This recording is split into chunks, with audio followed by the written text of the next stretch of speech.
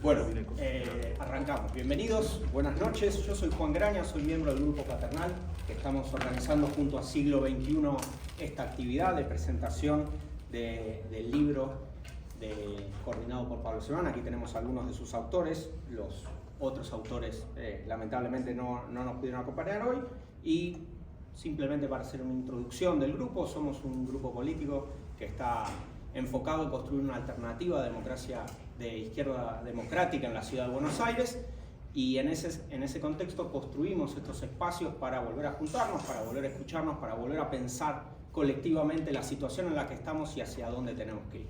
En ese marco la dejo a Raquel San Martín, que va a entrevistar a los autores. Muchas gracias por venir. Bueno, buenas tardes, creo que nos escuchamos bien, si no hace falta micrófono. Bueno, bienvenidos. Como decía Juan, ideamos este encuentro llamado Los Libertarios, una crisis para las ciencias sociales, como pregunta a propósito de este libro. Está entre nosotros, de dónde sale y hasta dónde puede llegar la extrema derecha que nos vemos venir. Coordinado, como dijo Juan, por Pablo Semán. Son autores también Sergio Monresi, aquí a mi lado, Ezequiel Saferstein, allá en la punta, Melina Vázquez, Martín Vicente y Nicolás Welchinger. Ellos tres no han podido estar hoy aquí.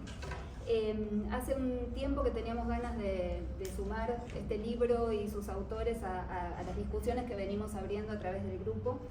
Está bueno hacerlo en la Facultad de Ciencias Sociales, hacerlo en la UBA, hacerlo en una universidad pública.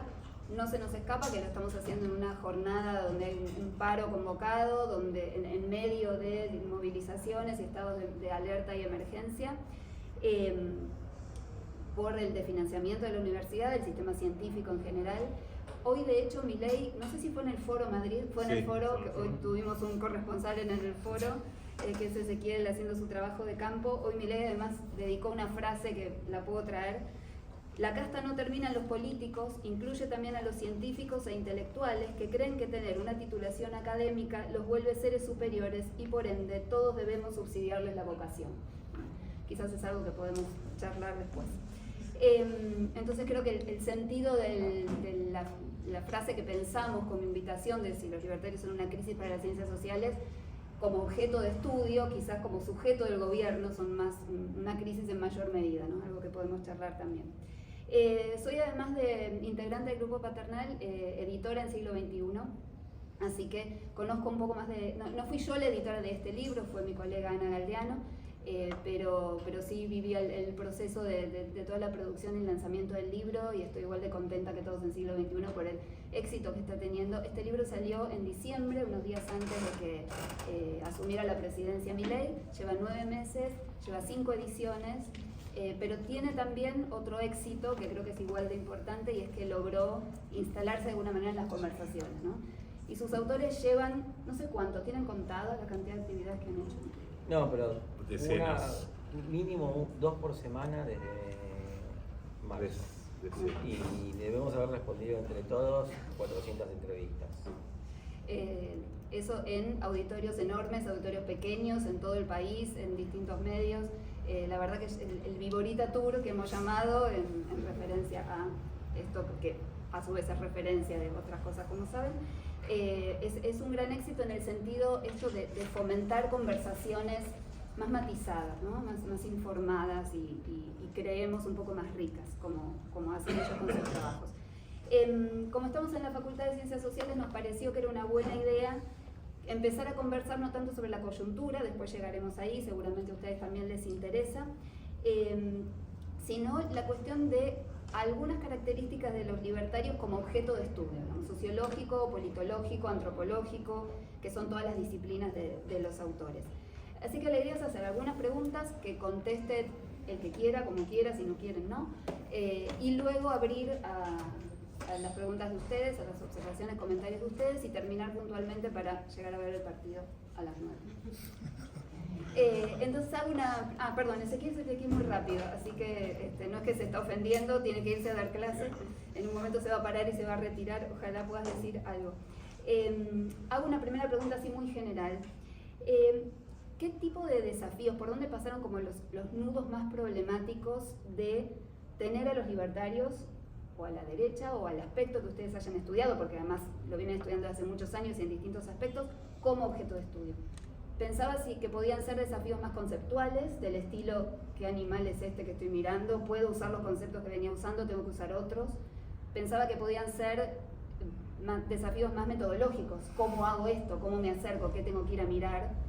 O quizás de escala, ¿no? Porque no es lo mismo estudiar un fenómeno cuando es o parece ser marginal, como creo que les pasó a ustedes cuando empezaron hace muchos años a mirar esto, que cuando Milei es el presidente de la nación y habla todo el tiempo y produce todo el tiempo cosas y todo el mundo habla de eso, ¿no? Así que así como bien general, ¿por dónde pasó lo que más les problematizó el trabajo, digamos, de la derecha? Que empieza Ezequiel, que se tiene que ir, pobre. Pido disculpas primero porque me tengo que ir a dar clases a otra facultad y tengo unos 20 minutos de viaje. Agradezco muchísimo la invitación. Esta también es nuestra casa, así que estoy muy contento. Y también muy contento con discutir con los amigos de Paternal. Bueno, con respecto al trabajo de campo, o a los desafíos acerca del trabajo de campo, porque es un libro que tiene mucha etnografía y un proceso de investigación que llevó muchos años y que todavía continúa. Y también es interesante ver ese proceso, ¿no? De empezar a hacer el campo en mi caso en 2018, con un proceso previo de una investigación sobre el mundo del libro, entonces empezar a investigar el mundo del libro de las derechas o de los espacios libertarios hacia 2017, 2018, pero unos primeros eventos, la consigna que me autoimpuse fue ir a todos los eventos, ferias, presentaciones de libros acerca de estos espacios, y no solamente, porque también después manifestaciones, espacios culturales, un espacio de sociabilidad mucho más amplio. Y puedo contar lo que me pasó con respecto a la experiencia propia, sí, o sea, y hay mucha bibliografía sobre el extrañamiento, la empatía, no sé, digo, un montón de discusiones metodológicas acerca de cómo abordar objetos extraños, si se quiere, o si es válido también considerarlo extraño o no. En mi caso, particularmente, empecé a conversar con jóvenes que seguían a Agustín Laje y a Nicolás Márquez desde el principio de ese trabajo de campo, pero con cierta distancia particular con respecto a los autores. Era como, bueno, yo me autoimponía quizás una barrera, que después también la fui sorteando de alguna manera. No sé, en un momento, en 2018 no quería hablar con Nicolás Márquez, tenía ese prurito, y ahora me puedo escribir por WhatsApp y entrevistarlo. Todavía no lo puedo entrevistar, pero estoy en eso. Digamos que no sé, como un proceso que fui entrando en contacto en un espacio, ¿no? de sociabilidad, una comunidad que se vincula con el mundo del libro, con libros que quizás no me interesaban tanto, o no me gustan, o porque políticamente me siento distinto, pero sí los sentí como muy productivo analíticamente, muy productivo en términos empíricos, y también en ese proceso de primero un extrañamiento o alejamiento a un acercamiento y el tender puentes y lazos y conversaciones a partir de todo esto que generó el libro y lo que Pablo siempre dice y que digo, también una transformación personal en relación con este espacio, al mismo tiempo una transformación social, cultural y política que atravesamos los últimos años. O desde hace bastantes años. Entonces también, así como van a contar con respecto al proceso de las entrevistas que en la nota metodológica del capítulo de Pablo y Nicolás cuentan, a mí también me pasó algo así, digamos, de primero hacer entrevistas más o menos en un tiempo reglamentario, de lo que dura una entrevista en profundidad, 1 hora más o menos, a ahora tener conversaciones y tomar café o cerveza con entrevistados. Y a veces sin prender el grabador. Entonces eso también digo, lo viví, lo leí en el capítulo de Pablo y me fue pasando eso también. Entonces, digo, no significa hacerse amigo o no, digamos, pero sí tratar de comprender las historias profundas, y eso me parece que es lo más productivo también para comprender este espacio de sociabilidad que está entre nosotros. ¿Sigo no? Sí, como quieran. A ver, yo me quedo pensando, primero que ya pasó lo que ganó Milei, y a mí me parece que el gremio de los desconcertados con la victoria de Milei profundizó su desconcierto en vez de iluminarse más, y se preguntan de la misma manera que antes se preguntaban por qué ganó, ahora se preguntan por qué no se cae, ¿no? Entonces yo creo que eso a mí me lleva, por ejemplo, hoy me hicieron una pregunta en una entrevista que dice, ¿por qué causa tanto desconcierto? Un desconcertado, ¿no? Del bando, la pregunta ilumina dónde está parada la persona y podríamos ser cualquiera de nosotros. ¿Por qué causa tanto desconcierto sectores políticos, intelectuales, el comportamiento de las grandes mayorías ante fenómenos como Milei, las nuevas derechas, bla, bla? Y después me pregunta seguidamente a esto, ¿cuáles son las causas del actual estado de conciencia mayoritario? La influencia de las redes sociales y otras plataformas, los medios hegemónicos. ¿En qué sentido? Porque modifican tanto las formas de ver la realidad. Y yo me quedé preguntando, qué raro que esta persona que me hace esta pregunta no habló de inflación, ni de la situación económica, ni de la precariedad laboral. Y yo digo, para mí el principal obstáculo epistemológico desde hace por lo menos 12 años no es la dificultad de hablar con los libertarios, por más que yo no esté de acuerdo con ellos, es la academia. Para mí esto es una crisis para las ciencias sociales, ni siquiera ojalá fuera una crisis para las ciencias sociales. No lo es, debería serlo. Somos los sociólogos que no saben en qué sociedad viven. Por eso, gente muy informada de, digamos, medios que todos nosotros leemos, el Dipló, Página 12, la cadena de medios que a los únicos que les hacen la cabeza los medios es a nosotros, nuestros medios. Después toda la gente es más normal. Estoy exagerando, pero no tanto, podría defender este punto. Nos ha construido como resistentes a la realidad. Entonces o sea, el mismo obstáculo que encontraba en el mundo académico para poder decir y que no me dijeran que estaba loco, es el mismo que encuentro ahora para poder decir, miren, yo lo que veo es que la gente tiene una perspectiva de cambio histórico enorme y está instalado en eso, hay tanta gente instalada en eso que eso forma parte del debate público. Y eso es lo que ayuda a entender que hoy Milei esté consolidado. Pero me encuentro con el mismo nivel de incomprensión de este hecho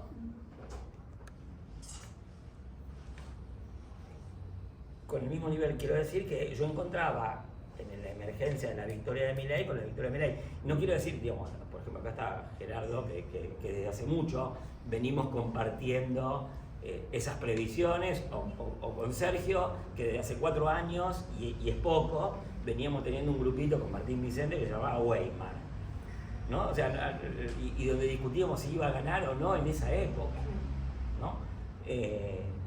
Entonces, realmente, yo insisto, lo principal es esto, lo abstruso de las creencias de los mileístas me suena realmente muy poco abstruso. Cuando yo pienso, y esto lo digo por el contexto de debate específico, que estamos acá, el Grupo Paternal, compañeros militares del Partido Intransigente, nosotros cuando teníamos 18 años creíamos que había una ecuacionabilidad, una igualdad, una correspondencia entre Oscar Allende y Sandino, ¿no? Entonces, digamos, si nosotros creímos eso, no podemos reír de nada, y en realidad nada es risible, o nada es más risible que otra cosa, ¿no? Para abstrusos estábamos antes que nada nosotros. Bueno, entonces eso, yo creo que menos la paja en el ojo ajeno y más la vida en el propio. Después hay muchas otras cosas que se puede decir críticamente, y lo que uno percibe, y cómo dialoga con los compañeros libertarios, y qué sé yo, que podemos contar. Pero el principal obstáculo para mí es ustedes. Claro, yo ahí diría, el principal obstáculo somos nosotros mismos. Mientras Pablo contaba esto de las preguntas que le hicieron, yo me acordaba de una entrevista que vos me hiciste hace muchos años, cuando hicimos con Gabriel Omaro el libro del Mundo Pro. Que vos me preguntaste, bueno, pero ellos dicen derecha es una categoría nativa. Y era una discusión que habíamos tenido con Gabriel en ese momento, y yo, que Gabriel no la quería usar, justamente por lo que vos decías, no es la categoría nativa. Y yo, me frega la categoría nativa, porque digo, hay un lugar donde me parece que la academia se anima muchas veces a decir cosas que está bien decirlas, no solamente porque forma parte de la intervención en la política, sino porque efectivamente yo creo que las categorías nativas tienen que ser en algún punto discutidas. Obviamente no discutidas con el entrevistado, no es decir, no, usted es de derecha, o que usted me diga que... Ni voy a discutir si se siente liberal, es liberal, si se siente conservador, es conservador, etc. Pero además, me parece que yo quería contar unas cosas que a mí más me ha sorprendido cuando empezamos a trabajar junto con Martín, era primero quiénes eran, que no eran los que yo esperaba, porque yo fui con todos los preconceptos que mencionaba para recién, yo también los tenía, por supuesto. Y me acuerdo, hace varios años ya en Santa Fe, mi primer encuentro con esta gente fue una presentación de un libro donde yo iba a ver un público. Yo ya sabía cómo era, yo me lo imaginaba hasta físicamente, y no era nada que ver. Y después de ese primer choque conmigo mismo, decir, bueno, acá el problema soy yo, claramente no es la realidad, soy yo. Y además me parecía, yo diría, muy interesante dónde lo vi, que no era verlo donde yo lo esperaba ver, porque yo dije, bueno, ¿cómo es que esto está en Santa Fe y yo en Buenos Aires no lo veo, que deben ser más, que siempre estuvieron, etcétera? Entonces, yo creo que ese problema de escala también está en la cuestión de dónde se está mirando la academia. La academia no solamente está leyendo los mismos diarios, las mismas revistas, las mismas editoriales, sino siempre mirando los mismos barrios, en los mismos lugares del país, y no sale de ahí. Y entonces, pero aún así yo no lo podía creer. Y me acuerdo cuando Pablo Stefanoni fuimos a charlar, que él estaba escribiendo el libro sobre la realidad sobre la derecha, y yo mismo, y ahí está el problema, sí, ahora sí propio de la academia y propio de la ciencia política. ¿Pero te parece un libro? Porque yo estoy interesadísimo en esto, pero no sé si es tan importante, porque no hay ningún partido. Claro, porque yo como politólogo quería ver un partido, no quería ver algo que sucedía sin un partido político de por medio. Pero otra vez, el problema era mío. Entonces, digo, yo creo que las dificultades en el campo las tenemos nosotros.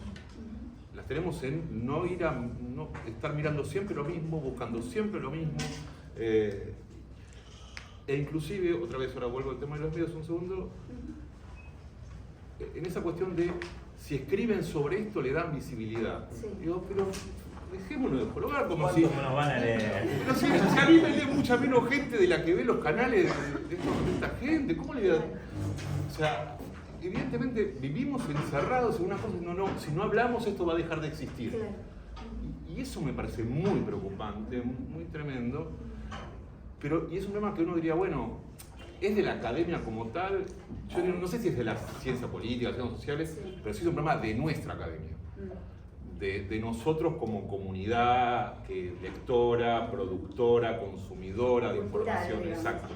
Entonces eso, digo, después puede haber también un problema teórico epistemológico. Pero agrego ahí una cosa, yo recién leía las preguntas del periodista que me pregunta por los medios, las redes, la conspiración del mal, la internacional negra, y todas esas preguntas son preguntas que me podrían haber hecho o me podrán hacer ustedes acá, y son las cosas sobre las que han escrito, lo poco que se ha escrito de las ciencias sociales, ha escrito centralmente sobre esto. Se cree que se resuelve el INECMA Milei haciendo un flujograma de financiamientos, encuentros internacionales, redes y mensajes verticales, lo cual supone una teoría hiperelitista de la política.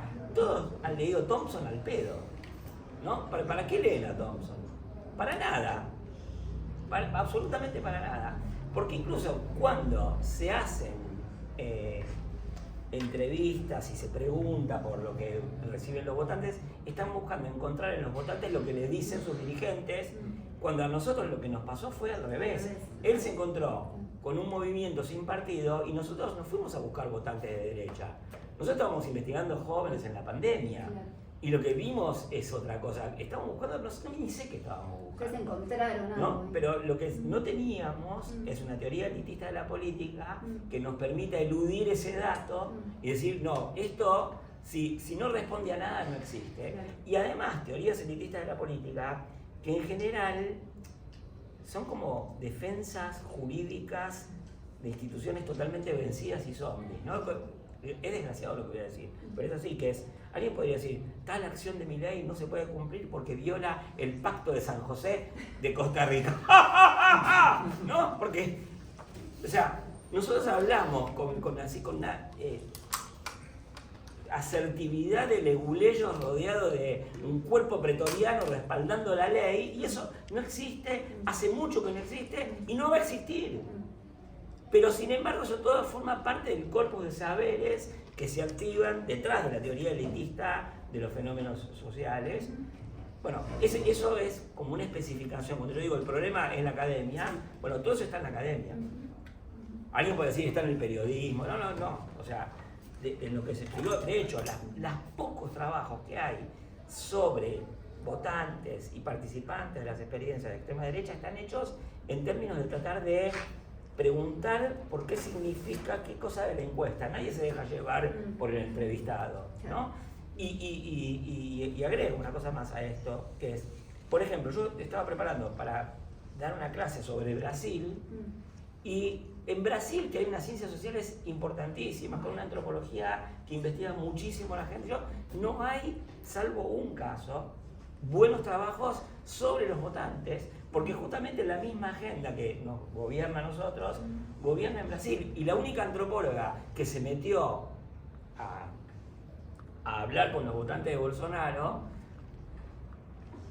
en parte porque cometió esa acción, quedó marginado del radio de las lecturas legítimas dentro de la propia academia. Entonces tampoco la recomiendo. Yo me estoy pidiendo, presento este libro, no, porque todos mis amigos se van a enojar conmigo. ¿No? Entonces, para que vean el nivel en que es un problema la academia.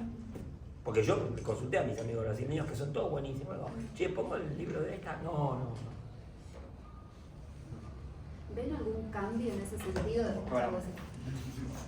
¿Algún cambio en ese sentido desde que nos explotó a todos en la cara, digamos, a ustedes no, porque ya lo venían viendo, pero Milei en el gobierno, ese caudal de votos, ese sostén que tiene en la opinión pública, ¿ven en la academia algún cambio? ¿Ven algo que se esté transformando en ese sentido? ¿En mirar el fenómeno distinto o no? Mi opinión es que poco, cambió poco, porque no solamente son las preguntas me pasa cuando damos en algunos cursos de posgrado que damos hoy, donde se aborda el tema, las preguntas vuelven a lo mismo, pero en realidad esto se explica por las redes, en realidad se explica por la influencia de los medios, ¿por qué no hay? Y es como siempre hay algo, es una especie de visión conspirativa, estoy exagerando, capaz que no, pero yo sí, es la lógica de la conspiración. Acá hay algo que me tiene que explicar porque la gente normalmente no puede querer votar a la derecha. Y esto lo voy a poner más en general. O sea, yo digo, bueno, pero mira, la derecha gana en muchísimos países. Es normal que en las democracias a veces gane la derecha. Obviamente esta derecha en particular tiene particularidades, pero todo esto, ¿qué hay de particular?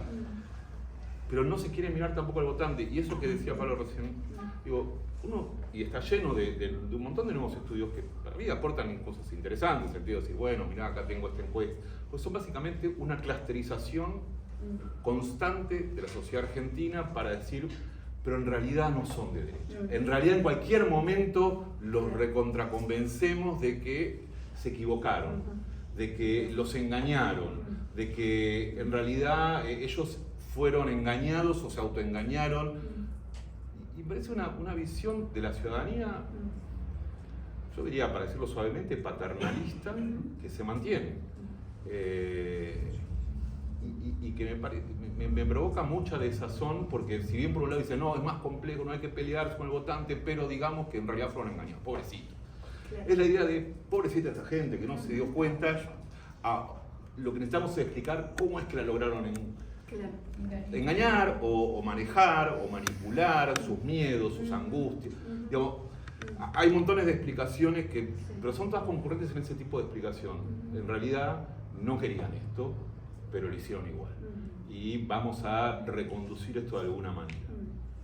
Me parece que es una visión que no está cambiando. Para mí el consenso franco-berlinés progresista, el gobierno de las ciencias sociales y que es el efecto de la internacionalización de las ciencias sociales, que ha sido el hundimiento en el provincianismo más pajuerano, sigue vigente y se activan desde ya que digamos, no se puede hacer investigación con opciones sociocéntricamente definidas, ¿no? O sea, uno no puede ir a preguntar, investigar, por ejemplo, los protestantes diciéndole, usted es un disidente, ¿no? Como si uno fuera un obispo católico de la Inquisición.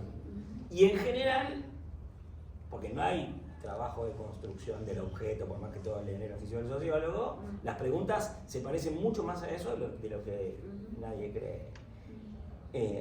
además yo diría que ese consenso franco-berlinés cosmopolita progresista de las ciencias sociales, a esta altura, y mucho más que en diciembre, es compartido ya no por las ciencias sociales, sino por una parte del periodismo, incluso del periodismo de derecha, entre comillas, y de políticos del centro derecha. Yo he escuchado a prominentes hombres de la política del centro derecha hacerse preguntas que yo diría, flaco, estás medio cuca, ¿no? Que preguntan por qué aguantan, ¿no? Cuando, por ejemplo, cuando yo me dejo llevar por las opciones nativas, en el sentido de hay un sentido común vigoroso, numeroso, legítimo, legitimado en la conversación pública, al que uno jamás, a mí, conociendo ese sentido común, jamás se me ocurriría preguntarle por qué aguantan. En todo caso, me preguntaría a mí mismo, sin preguntarle a nadie, es ¿cómo a mí se me puede ocurrir que podrían votar a lo que repudiaron hace un año? ¿No? Bueno, entonces, ese sentido común que vos decís, yo soy más pesimista que Sergio, digo, no, nosotros no lo perdimos, estamos escandalizados, indignados, recurrentes en el error, pero aparte la cámara de eco que nos protege de la reflexión está más incrementada que nunca, porque todo lo que nosotros decimos lo podríamos compartir, antes lo podríamos compartir con el Chivo Rossi, con Filmus, no sé, con algún personaje así, y ahora lo podemos compartir con Emilio Monzó.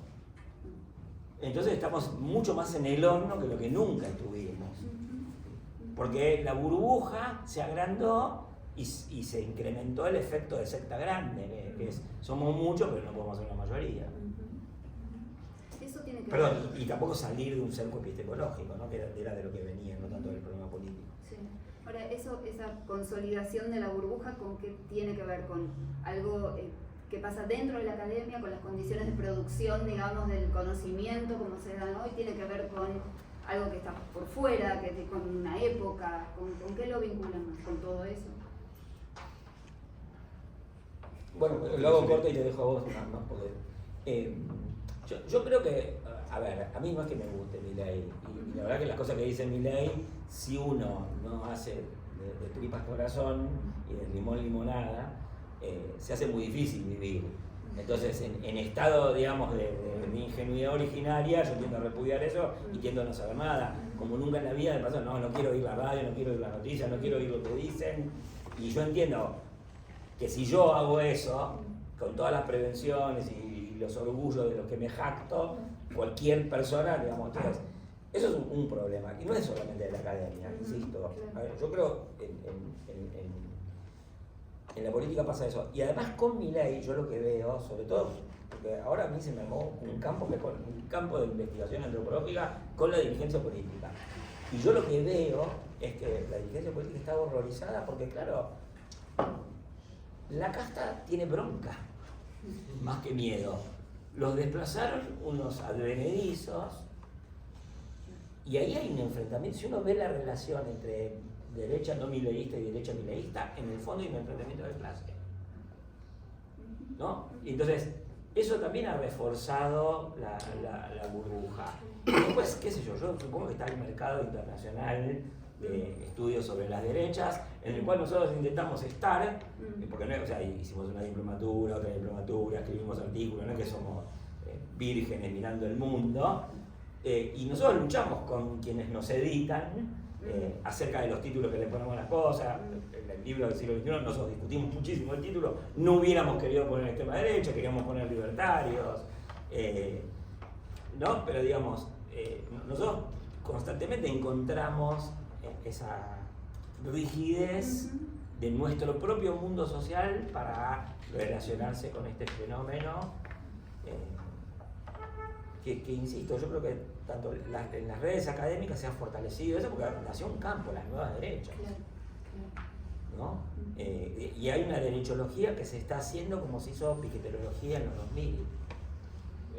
Entonces, nosotros tenemos una relación tensa con eso, que es la que nos favorece epistemológicamente. No vamos a ganar guita con esto, ni amigos.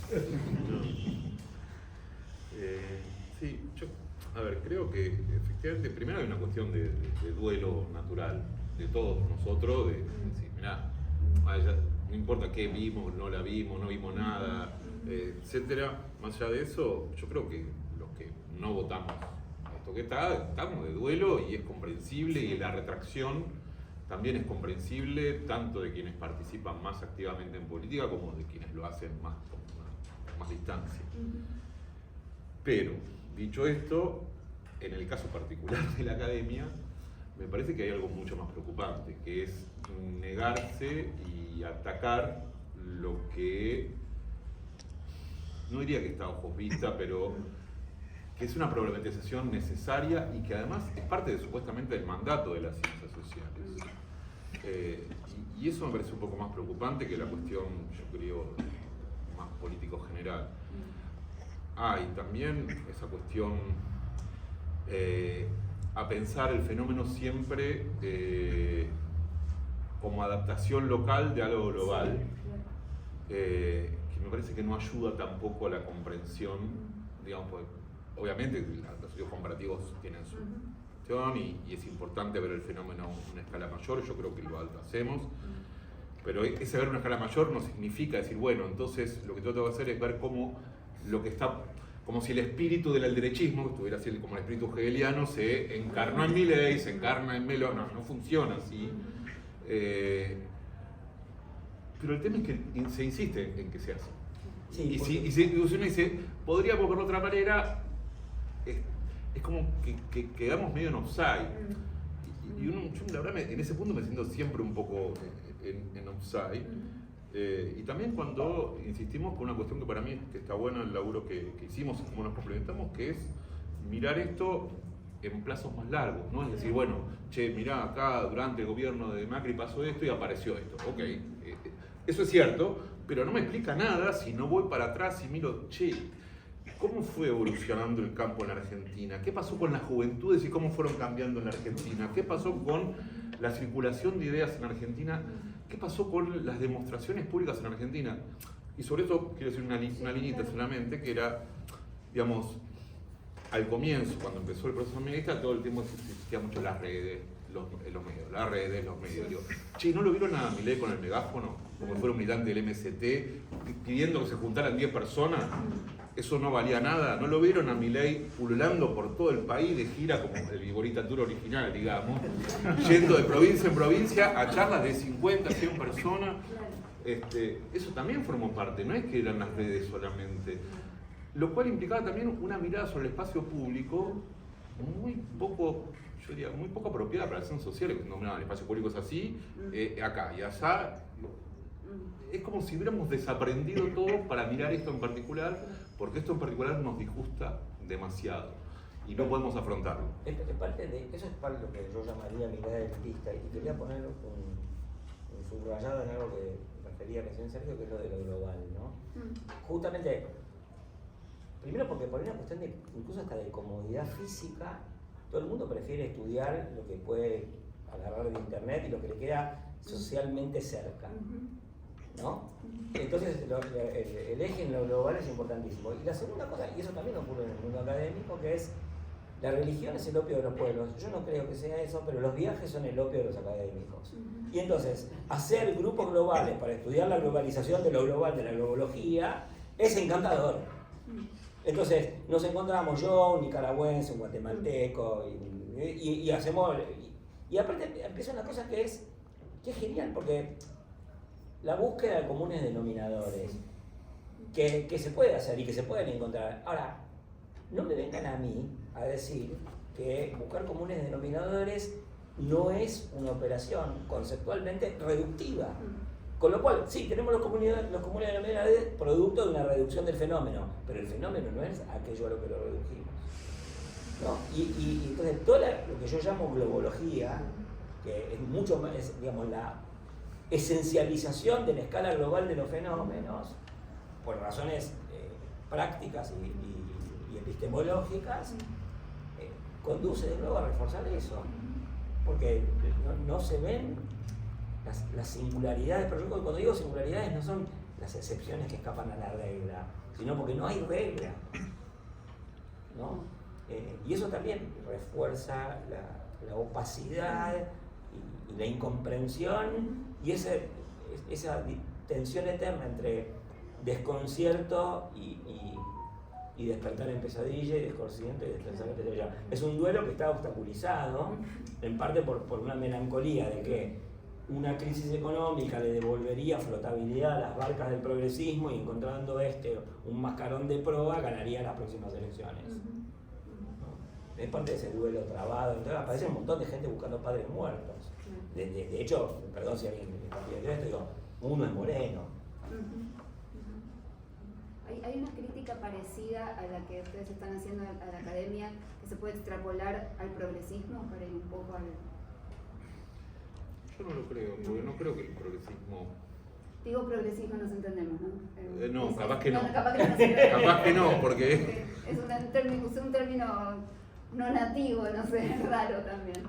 Ese espacio, digamos, de cierta sensibilidad de izquierda. Yo no creo que en el espacio con sensibilidad de izquierda en general haya un problema particular. Yo no veo ese problema particular. En todo caso, creo que hay el mismo problema que tiene todo el campo opositor y todo el campo académico, pero no veo un problema adicional diciendo no. No, porque los peronistas de la Realpolitik lo ven bárbaro. La verdad que no vieron nada, al contrario. Creo que esa sensibilidad socialdemócrata, progresista, liberal de izquierda vio más que lo que vio el Realpolitik de derecha, diciendo, no, bueno, dividimos a la derecha y ganamos caminando. No, mirá, perdiste. Viviste la derecha, está bien, te fue bien. ¿Y cuál es el resultado?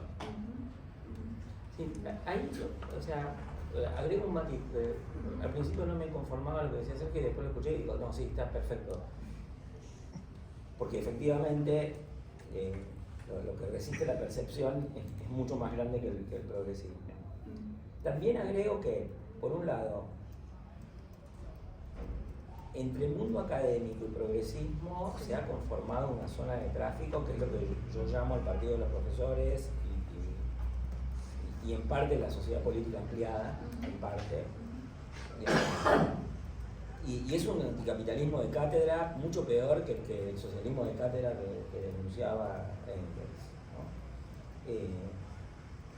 Y ahí hay un problema, que yo creo que es específico del progresismo, pero también es cierto, y ahí contengo lo que dice Sergio, que es que en la derrota, incluso los dirigentes del centro de derecha se refugian en el consenso del anticapitalismo de cátedra, con lo cual dan cuenta de no tener repertorio, porque ellos quisieran estar en contra y no saben cómo estar en contra, ¿no? Entonces, yo efectivamente coincido con Sergio que el progresismo no es el único participante del error ni el promotor más fuerte, porque los realpolitikers son unos tipos que, porque tienen acceso a los aparatos de observación que funcionan mal, pero son los que hay, siempre alimentan a las orgas con encuestas de ganamos por 8 puntos. Siempre hablan así, ¿no? Y se equivocaron de medio a medio. Y esos no son los progresistas, efectivamente. Pero yo creo que en el tiempo se ha ido produciendo una confluencia más acerca de estos parámetros. Como es un fenómeno en curso y la observación es parcial, quedan abiertas todas las cuestiones que plantea lo que dice Sergio. En estos 9 meses que lleva el gobierno de Milei, ¿qué de lo que pasó en la política o en la sociedad, lo que ustedes están mirando, lo esperaban? ¿Lo veían venir? ¿Y qué de lo que sucedió les resulta una sorpresa? Hay un punto donde cada medida puede ser sorprendente en la medida en que es efectiva, pero quiero decir, voy a ponerlo así, hay cosas que hoy por hoy son obvias, pero que en su momento fueron discusiones no obvias. Era tipo, bueno, se llegó a decir, no se va a presentar al segundo turno. ¿Por qué? Si acaba de ganar. No va a asumir. ¿Por qué si ganó? Se va a caer. No llega a fin de año. No llega a marzo. Bueno, Semana Santa. Bueno, todas esas cosas, digamos, para nosotros era obvio que ninguna de esas cosas iba a suceder. Tampoco nos parecía nada, digo, no es nada sorprendente, que parece que hay mucha gente que efectivamente le sigue sorprendiendo y día a día llevar con mucha fortaleza la discusión, llamémosla político-cultural, porque esa dimensión político-cultural que en el libro tratamos, yo en todos los artículos está bastante, con algunos con más fuerza que en otros, sobre todo en el de Ezequiel, pero digo, atraviesa todos los... Para otros era claro desde el inicio que no es una cuestión económica, o no es solo, que obviamente nunca nada es solo económico, pero especialmente aquí la cuestión económica importa mucho menos o importa en una menor medida que un debate propiamente político, propiamente cultural. Entonces todos esos avances, como el que señalabas hoy, diciendo, bueno, no, la casta son los científicos, y ellos, de hecho, hace pocas semanas vine acá a decir, la casta soy yo, que es lo que me decían en las entrevistas, cuando me preguntaban, ¿pero quién es la casta? Vos. Bueno, es obvio que era yo. Yo que cobro todos los meses, que doy clases, laburo lo que me gusta, y me paga el Estado, yo soy la casta. Eso era re claro. Quienes componían la casta también era claro. Que no eran lo que desde el mundo progresista o de izquierdas o nacional y popular se quiere pensar, no, la casta son los otros. No, mirá, la casta soy yo. Y eso forma parte de decir, bueno, hacer el campo y decir, no, date cuenta que la casta no es lo que vos pensás que es, sos vos la casta. Yo creo que decir que de eso no nos sorprendió nada. Sí, yo diría, me están sorprendiendo algunas cosas que estamos viendo en un campo que estamos laburando, me parece un poco todos, ahora cada uno en su micromundo, pero todos vemos algo que Pablo vio casi desde el comienzo, desde aquella marcha no mentira, del acto de Asunción. Sí, la densificación. La densificación del fenómeno. Ajá. ¿Cómo se diría? En el sentido de que uno esperaría, bueno, ya está hecho, y ahora la gente que se involucró vuelve a tomar una cierta distancia, tipo, ya está, me involucré, gané, y ahora devolveme, hacé, y me vuelvo a distanciar. Yo creo que, otra vez, en la mirada anteojera que yo tenía de politólogo, de la gente una vez que es representada se queda tranquila, y no sucede eso.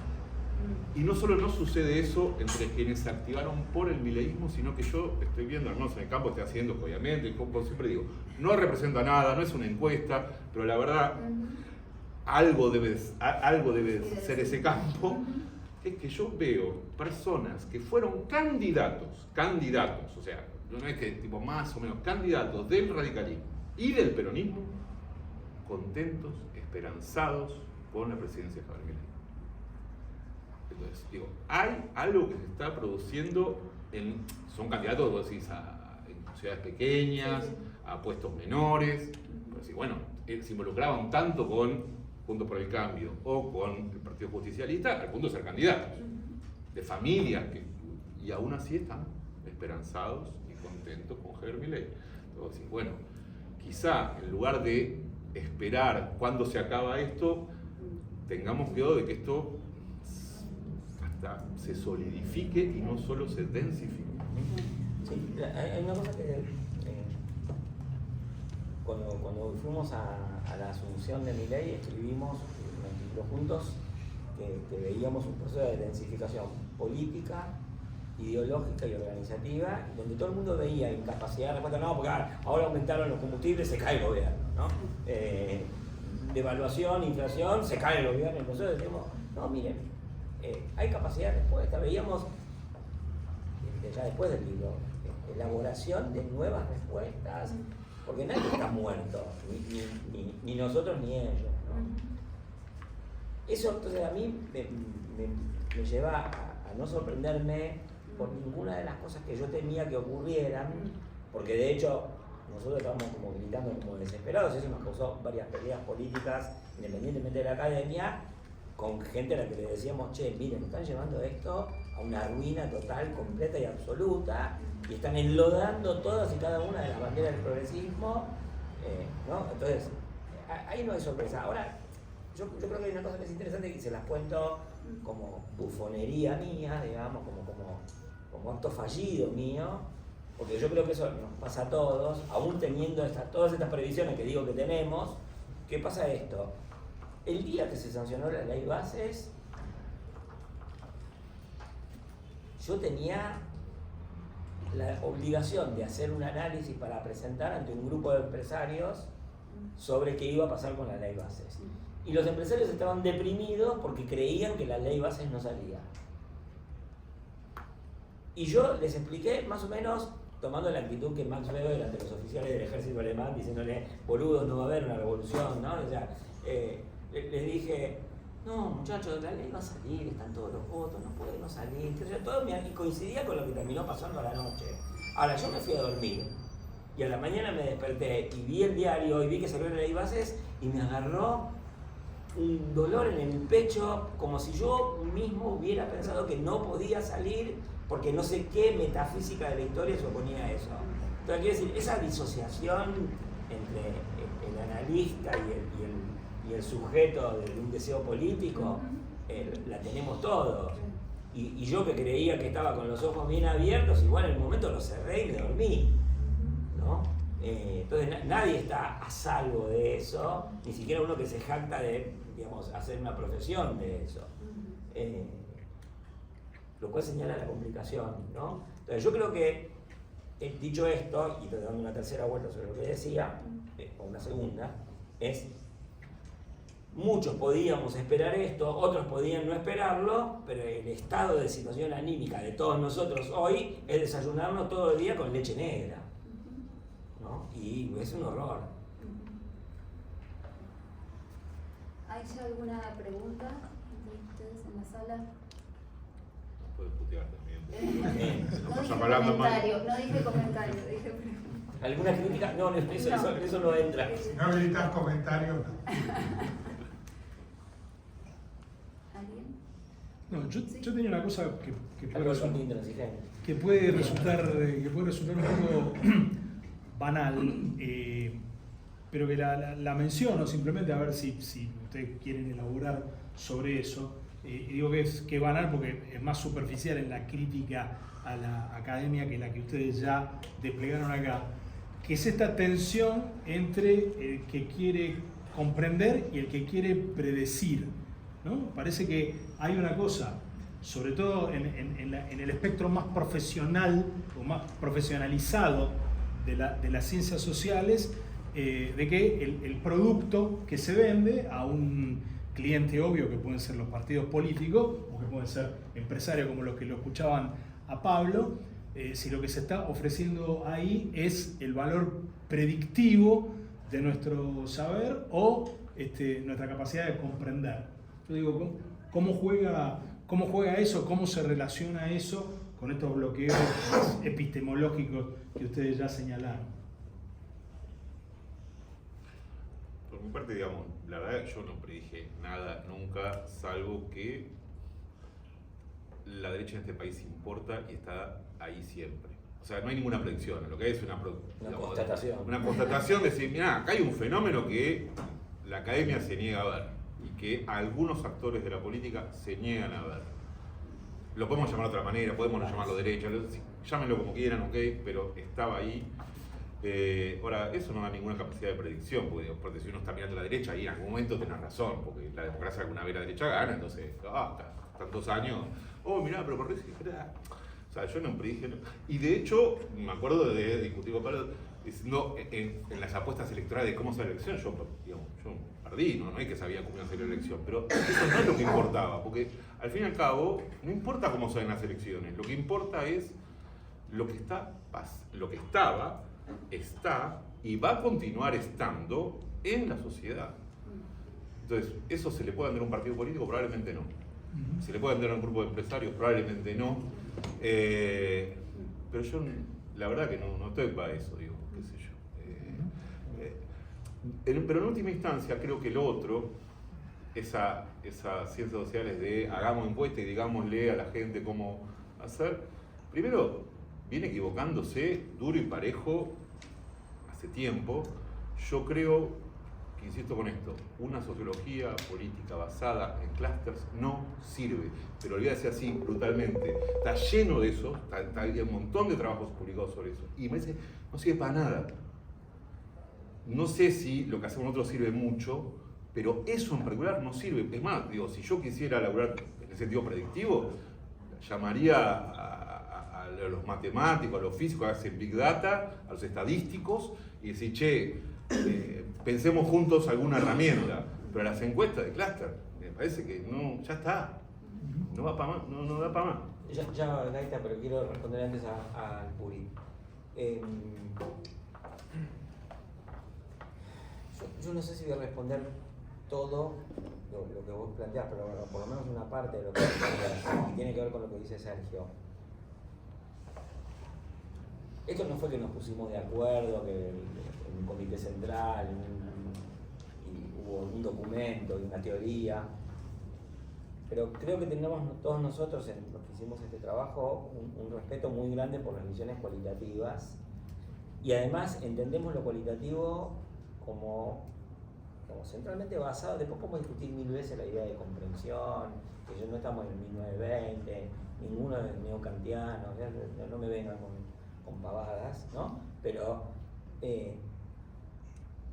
creemos que los fenómenos sociales son centralmente interpretables y creemos que milímetros, microgramos, decilitros, unidades muy pequeñas de material interpretable tienen un valor iluminador de configuraciones sociales, como creen los historiadores. Nadie le pregunta la representatividad de sus datos a los historiadores y sin embargo compran sus historias. Está bien, tienen la ventaja de que eso está, digamos, teóricamente terminado y nosotros estamos en tiempo real.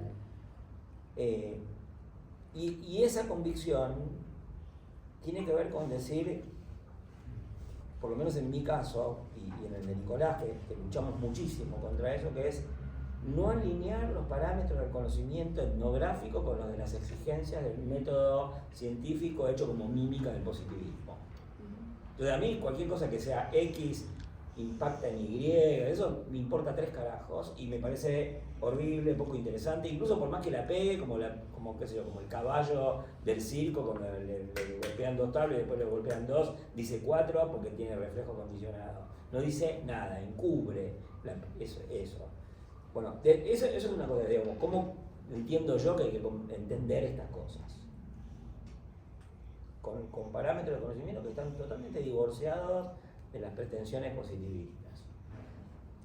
¿Se pueden hacer predicciones a partir de eso? Sí, pero de muy largo alcance y en todo caso lo que nosotros veíamos, y esto también lo veía Sergio, que es desde hace mucho tiempo, nosotros veíamos que en el macrismo había una corriente que se desgajaba por derecha del macrismo. No necesitamos ver un solo dato electoral para eso. Yo me acuerdo que cuando yo escribí en el diploma en el 2018 lo de la bolsonarización de Macri, todavía hubo gente que me dijo exagerado.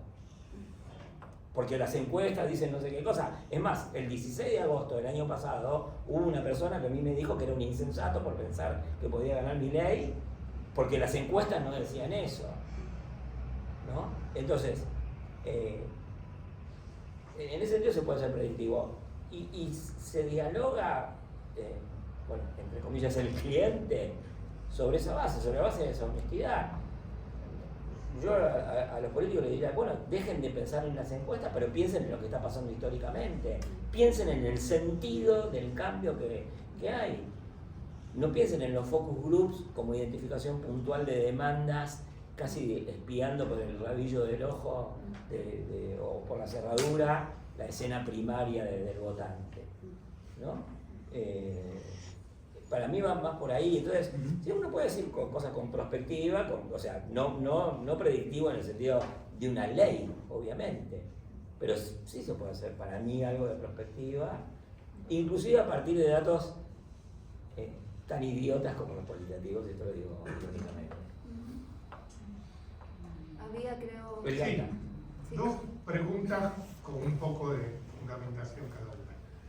La primera tiene que ver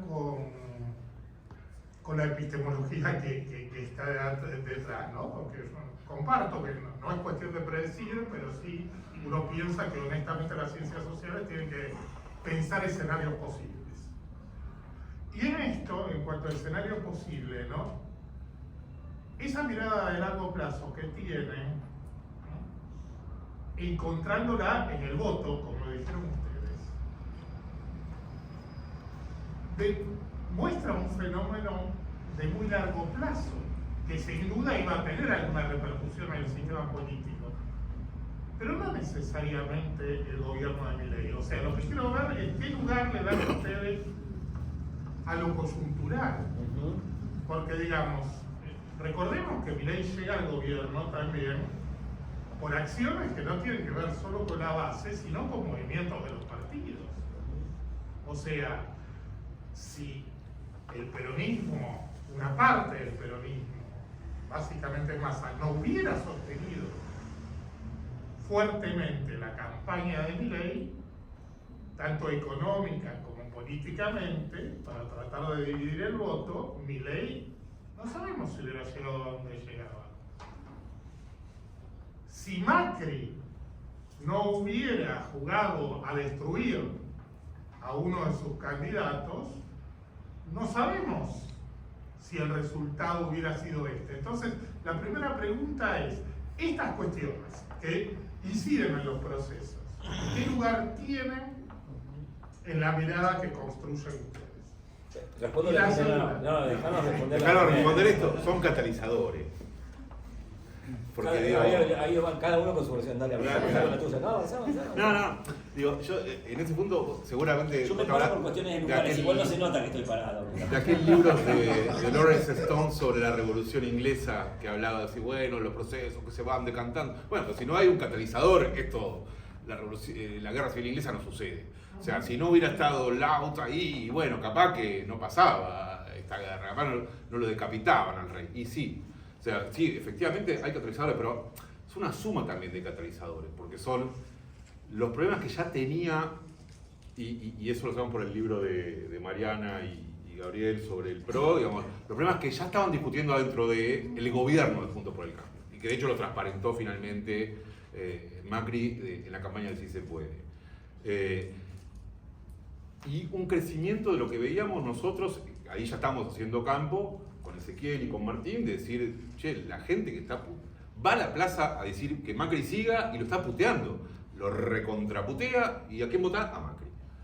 Y lo van a putear, y lo van a votar. Entonces, acá algo está pasando con ese votante, o sea, todo ese proceso, pero uno no puede entender esa catalizador. Primero, para mí fue el fracaso del gobierno de Cambiemos y la forma en que se fue procesado por el votante de Cambiemos ese fracaso.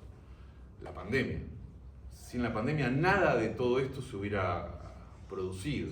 El fracaso del gobierno de Alberto Fernández, que de hecho cuando me invitaron, la primera vez que me invitaron a algún reportaje sobre este tema, dije, bueno, es un gobierno que no está a la altura, pero te parece, pero qué barbaridad, ¿cómo vas a decir que este gobierno no está a la altura?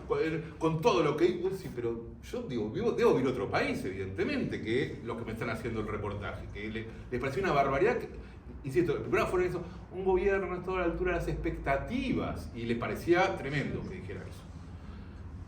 Y finalmente ahora, para que se vote en un sentido o en el otro, es la interna, y yo no creo que sea una acción solamente de Macri, fue una interna grave entre dos candidatos que además representaban dos sensibilidades del votante. O sea, había una fractura real del hemisferio no peronista. Esa fractura era real y en todo caso Macri la fogoneó. Capaz que si Macri no la fogoneaba, la fractura podría cubrirse, no estoy del todo seguro, pero pongámosle que sí.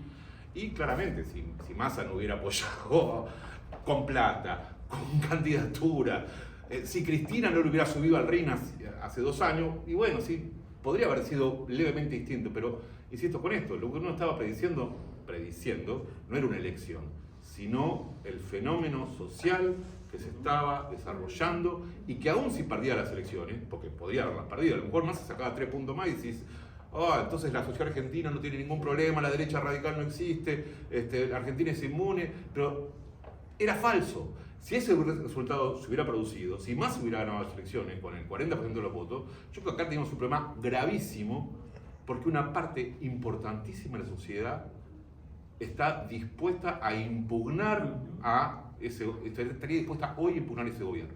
Así como hoy hay una parte importante de la sociedad que está de duelo e impugnando al gobierno de Javier Milei, En el caso de un resultado contrario, habría una parte muy importante de la sociedad, pero muy importante, impugnando, de hecho creo que más grande, impugnando el gobierno teórico, hipotético de Sergio Massa.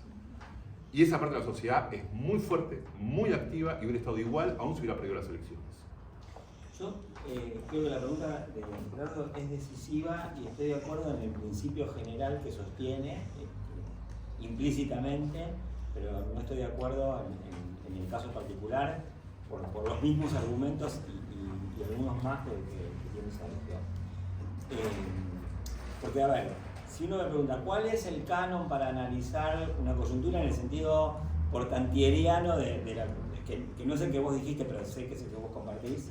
En el sentido en que Portantiero decía que Gramsci era un analista de coyuntura. Bueno, ese canon sí incluye los políticos, las maniobritas, la rosca, los financiamientos, las internas, las divisiones y qué sé yo qué, y otras cosas también de largo plazo de la vida de la política. Por ejemplo, la hipertrofia de las superestructuras políticas, que es decisiva para entender esa interna que describe Sergio, ¿no? Que para mí, digamos, es las organizaciones políticas nunca tienen mucho trayecto de carrera idealista y programática, pero probablemente las organizaciones políticas de Argentina, muchas de ellas en los últimos años han sido lo menos programático y uno las puede ver hoy haciendo listas de Schindler para cuidarse el propio culo, no para cuidar a los perseguidos, ¿no?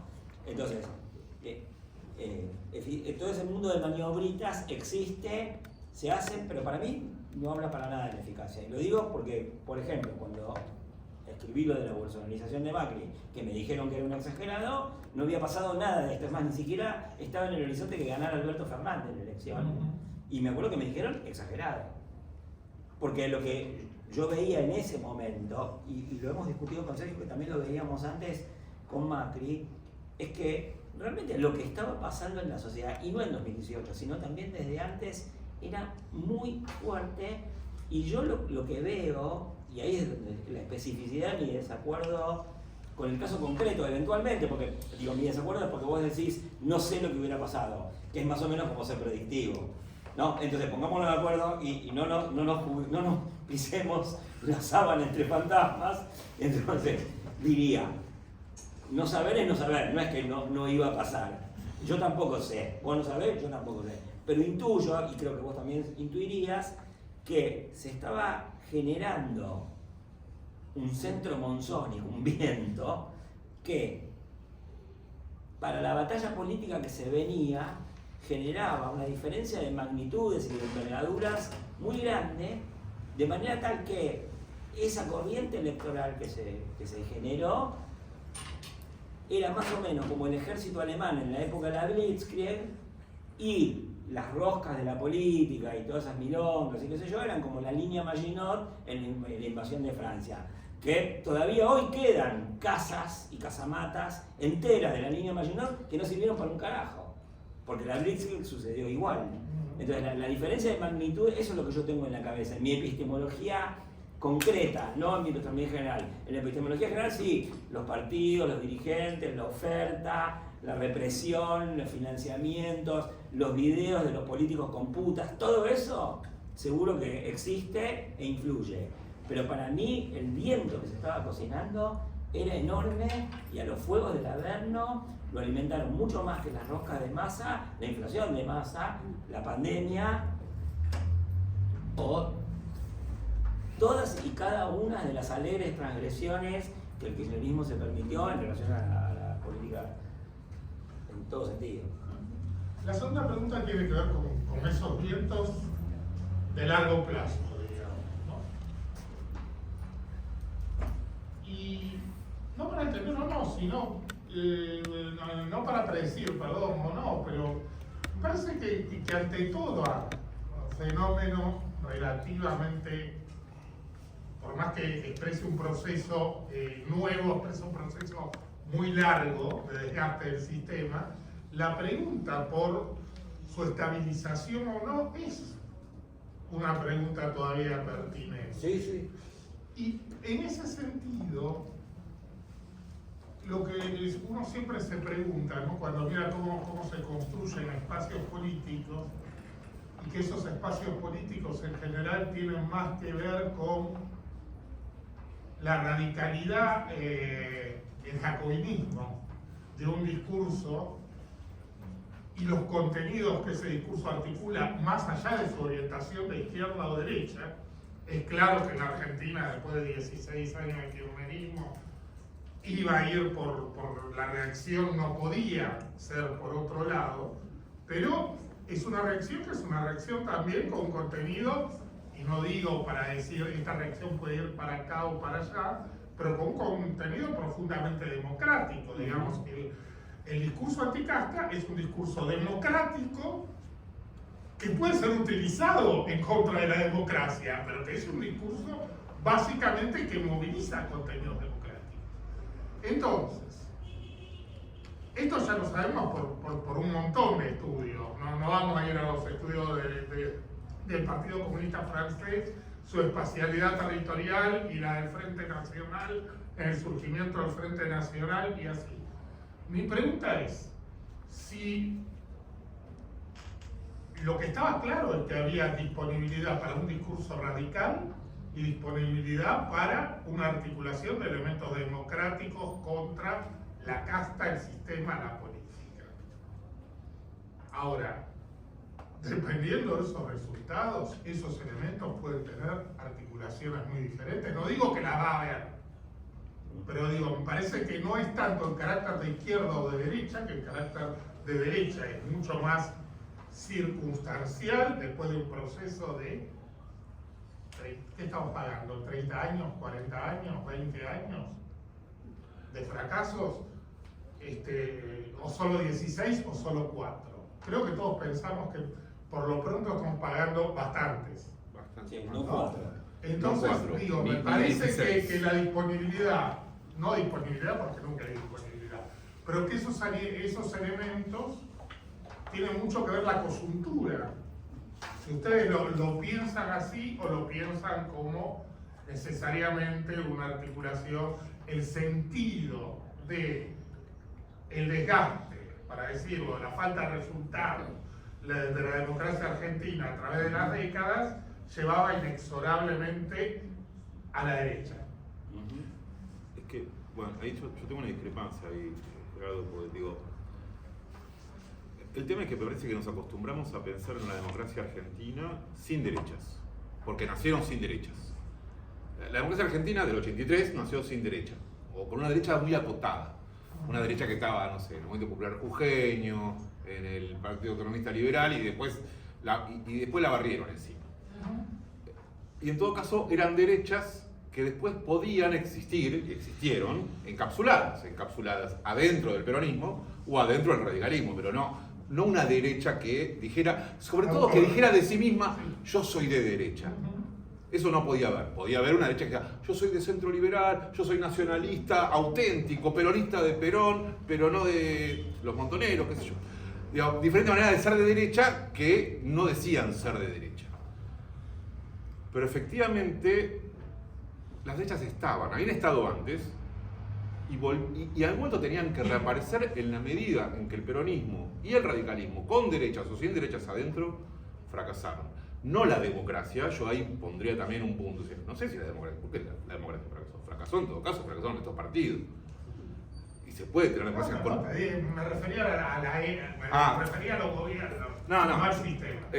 Ahí sí, entonces estoy de acuerdo con el fracaso de esos gobiernos, y efectivamente en algún punto yo creo que no es apenas coyuntural, sino que viene parte de un proceso, es parte de la época, y además, y ahí sí pienso mirando el panorama internacional, no porque haya un internacional ni un espíritu de la derecha que se encarna, pero pienso que ciertas articulaciones son más factibles que otras ante los fracasos de quienes nos vienen precediendo. Esto sucede no solo en Argentina, sucede en todos los países, y el tema es, pero sí concuerdo con vos en algo, nada asegura ninguna estabilidad a pesar de esta densificación que estamos viendo en el campo, porque la estabilidad depende de que efectivamente el gobierno haga algo. Digo, Modi, para pensar por fuera de lo que se suele mirar siempre, logra hacer algo parecido a lo que se supone que quiere hacer Milei. Mucho neoliberalismo, y toda esta cuestión. Ahora, pero tenés que ser Modi. No sé si Milei es Modi y si puede construir algo parecido al BPJ. Me parece que no, en principio, por falta de capacidad, yo diría. Pero ojo, que esa capacidad a lo mejor se adquiere, o que se la prestan, o que se la ofrecen así diciendo, mira, ya que vos no podés, te la regalo, porque yo la verdad que la tengo y no la sé usar. Entonces, para mí esa decisión está abierta, pero yo no me confiaría en que, bueno, fue algo meramente... Porque me parece que las dos preguntas que haces, si las junto, me da la impresión de que lo querés o lo estás pensando quizá como muy propio de la coyuntura, y yo la verdad que no, ahí no coincido, pero obviamente es para discutir y lo podemos ir discutiendo. 4 cositas. La primera, yo no hay una sola vez que haya tenido una idea en mi vida que sea más o menos buena, o que haya tenido un trayecto más o menos exitoso, es una palabra exagerada en mi vida, que no la haya consultado con Gerardo Gaboy. ¿No? Mi chat con Gerardo Gaboy es el preludio de cualquier proyecto que yo emprendo, y sé que él me va a contestar con lo que yo no veo, ¿no? Entonces, o sea, mi vida intelectual es un chat con Gerardo Gaboy. Es la contracara. Claro, porque cuando yo me paro no puedo ver la suela de mis zapatos, pero alguien la puede ver. Ese es Gerardo Gaboy. Entonces, Gerardo está haciendo una pregunta que yo también me la hago, porque logré internalizar mi propio Gerardo Gaboy y cuestionarme a mí mismo, como que tengo un pajarito que es Gerardo Gaboy diciéndome. Entonces yo me he preguntado esto que vos decís. Eso es lo primero. Lo segundo es,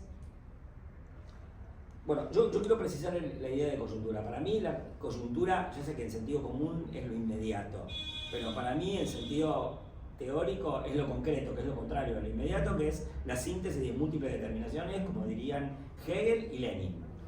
Y en tanto es la síntesis de múltiples determinaciones, es la síntesis de múltiples temporalidades, y entonces yo creo que en esta coyuntura se anuda ese viento que decíamos que se produjo, y eso a mí me hace ver menos contingentemente de lo que vos querés verlo y de lo que yo querría verlo a lo que pasa con Milei. No quiero decir con esto que esté plenamente estabilizado, que no haya valencias libres que no puedan ser interpeladas desde otro lugar y rearticuladas en otra formación política. Eso siempre va a ser posible. Pero sí quiero decir, y esta es la segunda cuestión, que es que hay una cosa que las estuvimos viendo con algunas entrevistas que hicimos con Luisa, con Nicolás Belchinger, que para mí no significaban nada hasta que empecé a contar el dato. Que eso es interesantísimo, porque uno tiene el dato, escribe el dato, tiene el informe y no se da cuenta de lo que dijo, ¿no? Que es de la misma manera que uno no termina de asentar. Y el dato para mí es este, que quiero lograr, ver si logro transmitirlo. En los entrevistados que nosotros tenemos, votantes de Milei, desde hace un tiempo, pero sobre todo desde ahora, está establecida una temporalización de la política que es muy otra que la nuestra. Y mucha gente vive esto como el inicio de una época. No importa si son unos pelotudos, si son masoquistas, todas esas cosas que dicen ustedes que yo no diría.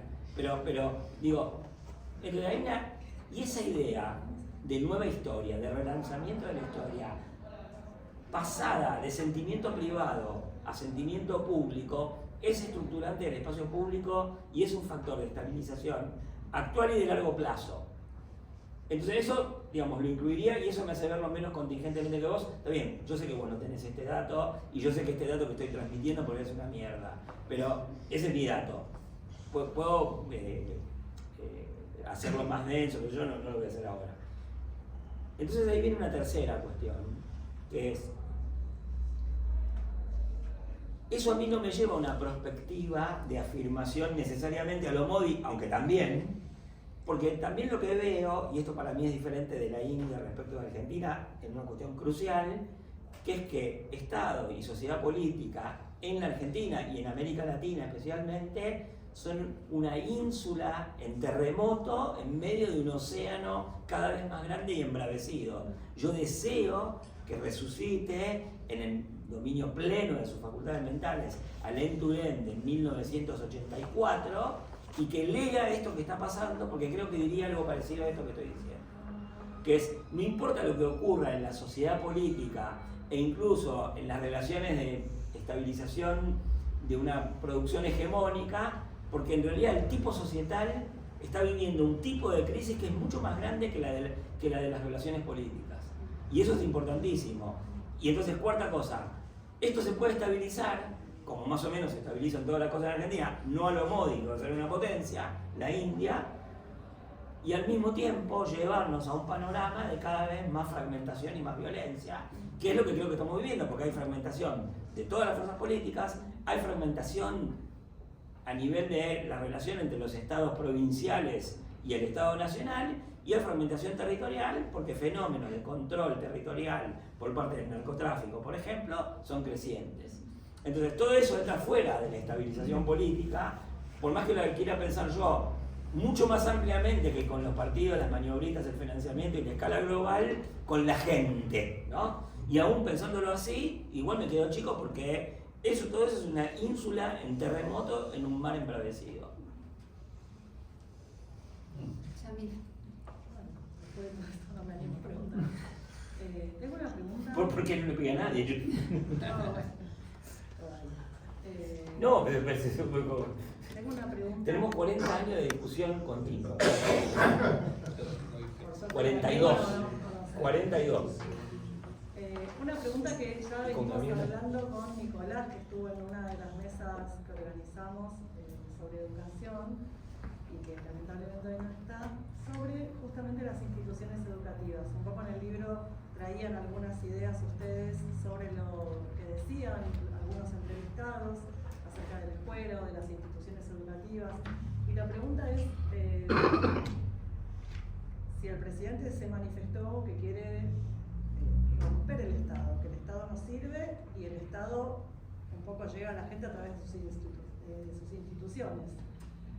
Y a la vez, si no leí mal, la gente o algunos de los entrevistados no es que querían destruir las instituciones, sino tener otro tipo de relación con las instituciones, una relación distinta, de diferentes modos.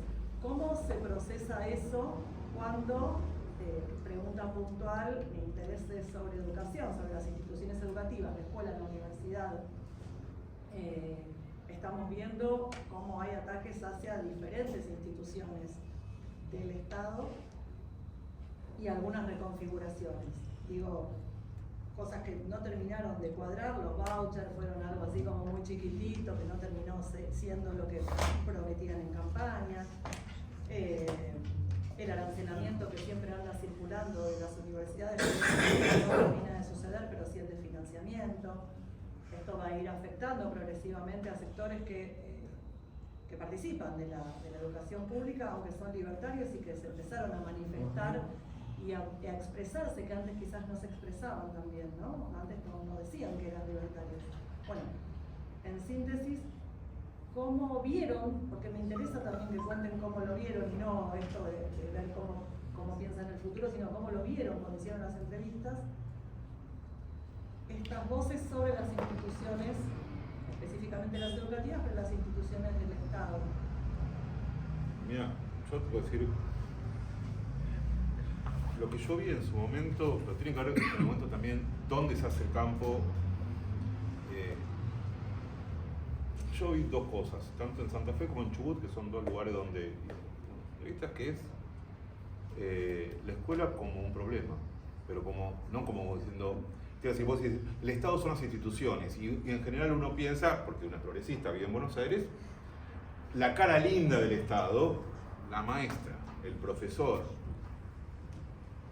Bueno, Chubut tuvo una situación particular durante Justamente, y entonces decís, ¿cuál es la cara fea del Estado? Chubut, bueno.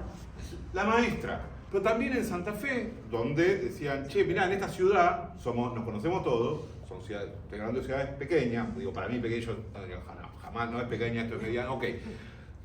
No se conocen tampoco todos, no es cierto, pero no importa, son ciudades donde, bueno, hay una cierta cultura, pero a los maestros sí los conocen todos. Y dicen, che, la maestra no está dando clase, pero yo la veo ahí, en La Plata, tomando helado, tomando... Entonces acá hay un problema. Hay un problema muy serio, no con la institución escuela estatal, hay un problema con los docentes, con la casta. eso, si vale para la escuela primaria, imagínate lo que vale para la universidad. Entonces, cuando uno dice, ¿qué problema tienen con las instituciones? No, ningún problema con las instituciones. Quieren instituciones, a ver, digo, los votantes, o por lo menos los votantes que yo entrevisté, donde yo entrevisté, que no quiere decir, oiga, no represento, ok. Todo eso, el Estado es un problema porque está lleno de zurdos vagos, no laburantes y de casta. Y la casta no son empresarios millonarios, la casta son los docentes que no laburan. Además, en el caso, y no solamente en Chubut, eso también se vio en Santa Cruz, según, o sea, profesores, maestros que no daban clase, pero cobraban clases particulares a los estudiantes a los que le tendrían que haber dado clase. Yo creo que llegamos a un nivel de locura en Argentina y políticos o activistas, no políticos, no dirigentes, pero activistas defendiendo el derecho de esos docentes a no dar clases. Estamos locos. Y si no decimos esto, parece que estamos cometiendo un gravísimo, gravísimo error. Y no estoy diciendo que haya que eliminar los sindicatos, no estoy diciendo nada de las barbaridades esas. Estoy diciendo, ¿qué es lo que viene en el campo? Eso viene en el campo. Por ejemplo, con respecto a... Ahora, no son solo esas instituciones, claramente, porque también están las instituciones culturales, están las instituciones científico-técnicas. O de salud. Con el caso de la salud es algo bastante distinto porque, o por lo menos otra vez, con las limitaciones, lo que se veía era una crítica hacia las instituciones. Porque efectivamente lo que ellos veían, los afectados veían, es que el hospital está, pero no me atienden. No me atienden, no hay turno, no hay. No hay turno ni de acá a unos meses. No me atienden. Y una muy mala organización institucional. ¿Por qué tengo que ir a la guardia? Porque la única manera que te atiendan es ir a la guardia. Es la única manera que el hospital público atiende. Porque no hay turnos. Hay un problema de organización institucional y sí, y el votante libertario lo ve igual que lo podría ver el votante no libertario. Ahora, el tema es cómo lo procesa ese votante. Lo procesa distinto en el sentido de decir, loco, no me dan respuesta hace muchos años y no tengo por qué bancar algo que no existe. Entonces, un poco, perdón que te interrumpa, la crítica era hacia el funcionamiento de las instituciones. En el caso de la salud, yo lo veo más claramente institucionalizado. En el caso de... Pero Pero Chubut fue un caso particular, no no es, cobraba. insisto, lo vi también en Santa Fe. Claro.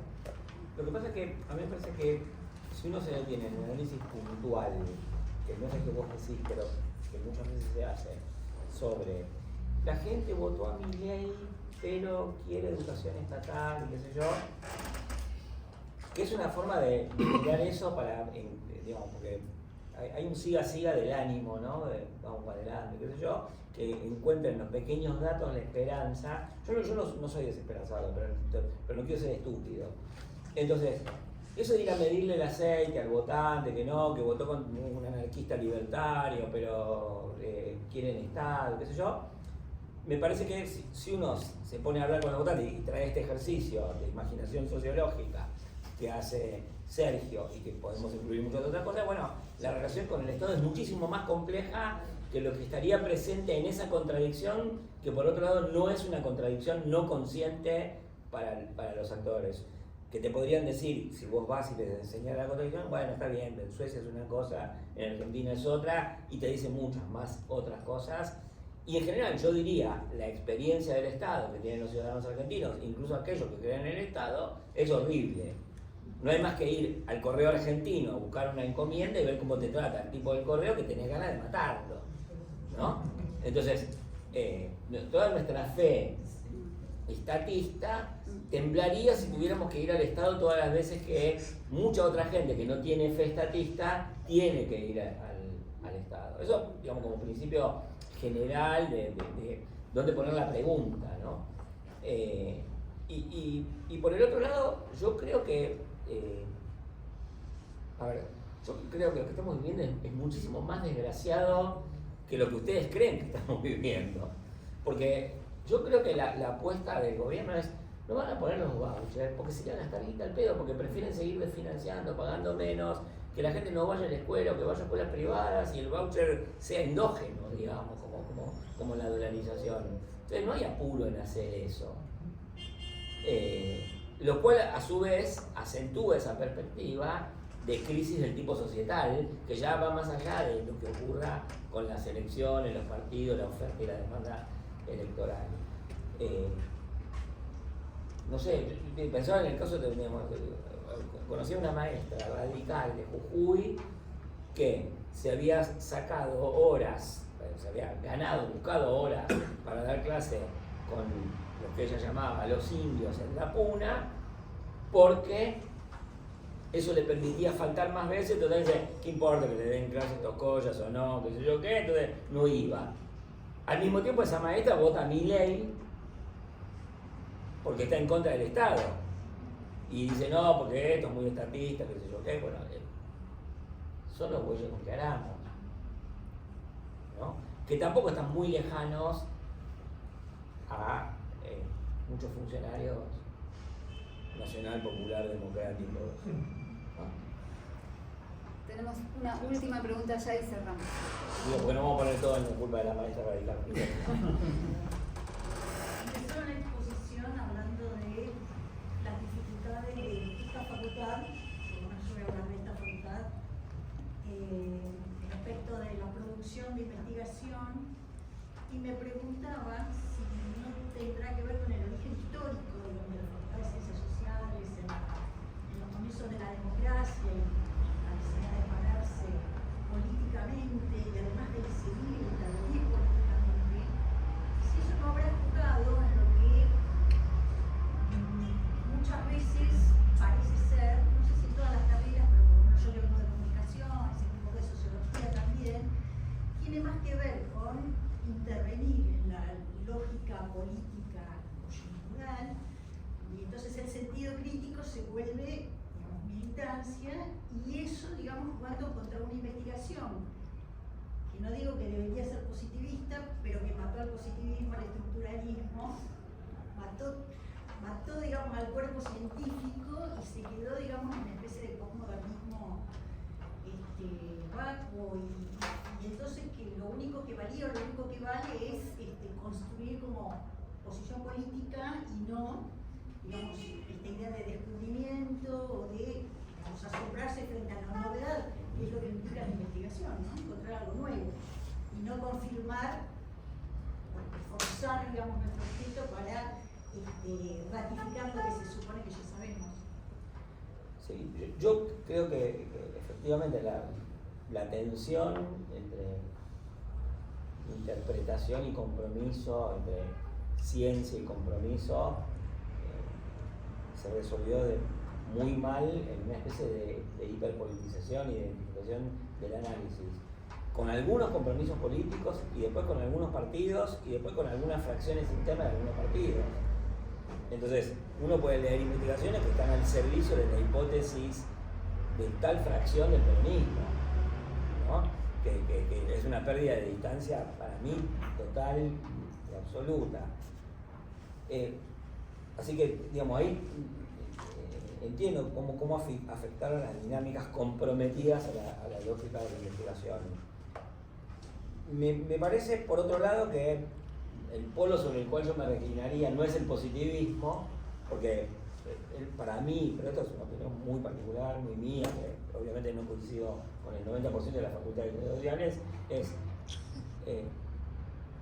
salvo la sociodemografía en serio, y salvo lo que se puede hacer con Big Data, que dice Sergio, toda la encuestología electoral, sea académica, consultoría, qué sé yo qué, es mímica del positivismo, no es positivismo, es otra cosa, que es fácilmente contaminable por los compromisos.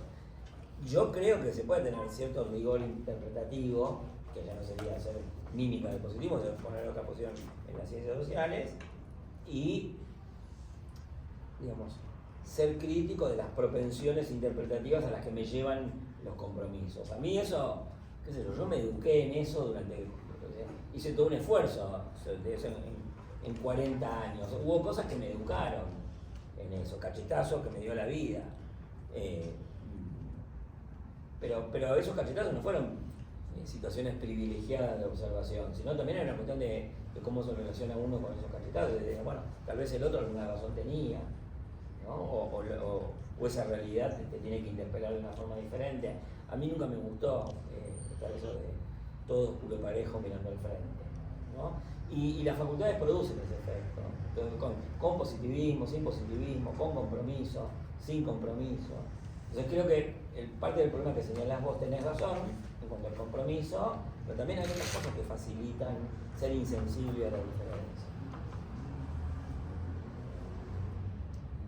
No, yo no tengo mucho que agregar, salvo que... A ver, yo no creo que haya un problema en el pospositivismo, el postestructuralismo, el postmoderno.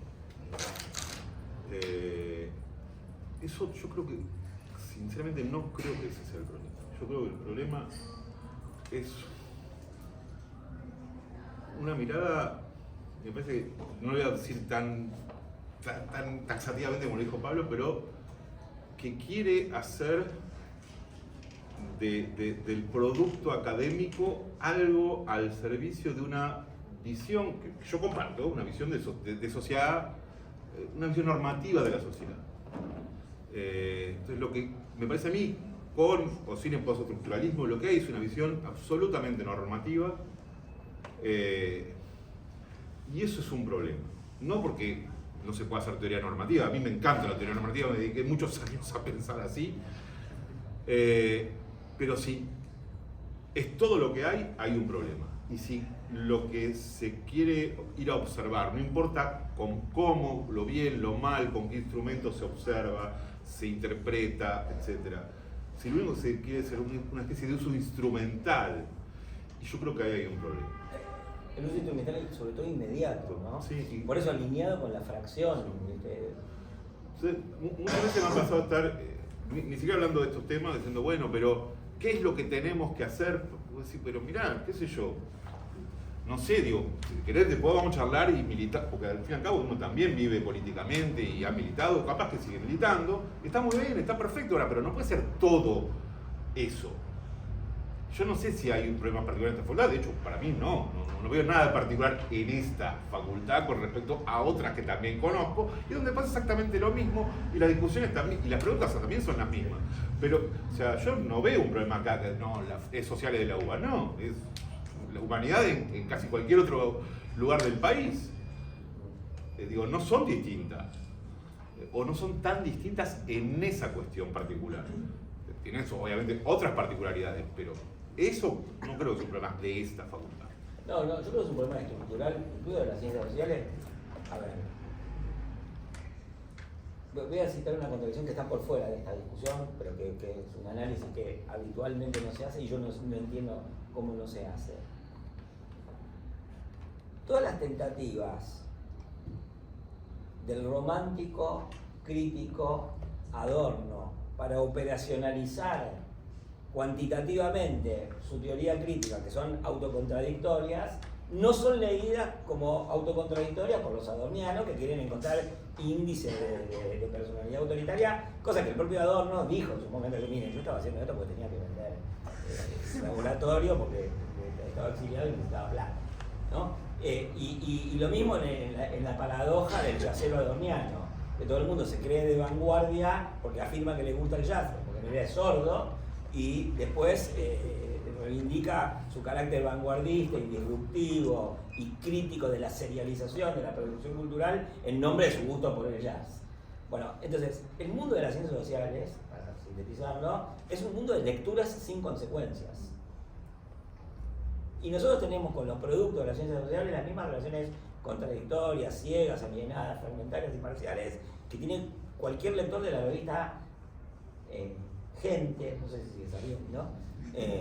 O inclusive somos peores lectores que los lectores de la revista Gente. Entonces, eso es nuestra relación con todo, digamos. Estoy un poco descontento.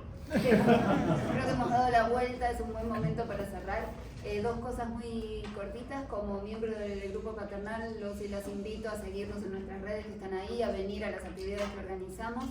Como editora en Siglo XXI les recomiendo que compren el libro si no lo compraron. ¿Y otro sombrero más no tenés? Bueno, sí, pero no viene al caso ahora. El Santiago del Estero 995 en Libremos está disponible, además de otras librerías también, pero está cerquita.